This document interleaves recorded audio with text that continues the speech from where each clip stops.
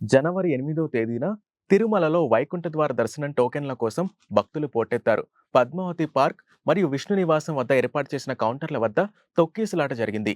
ఈ విషాద ఘటనలో 6గురు భక్తులు ప్రాణాలు కోల్పోయారు. పలువురు గాయపడ్డారు.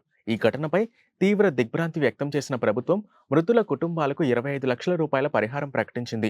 ముఖ్యమంత్రి చంద్రబాబు, ఉప ముఖ్యమంత్రి పవన్ కళ్యాణ్ మరియు మంత్రులు ఘటనా స్థలాన్ని సందర్శించి బాధితులను పరామర్శించారు.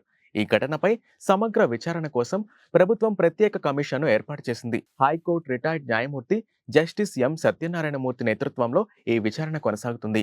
ఈ రోజు కమిషన్ విచారణలో భాగంగా అప్పటి టీటీడీ చీఫ్ మరియు vigilance and security officer Sridhar, ఇతర టీడీపీ సిబ్బంది మరియు తిరుపతి జిల్లా పోలీసులు హాజరయ్యారు. వారి వాంగ్మూలాలను కమిషన్ నమోదు చేస్తుంది.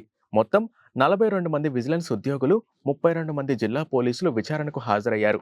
3 రోజుల పాటు ఈ విచారణ కొనసాగనుంది.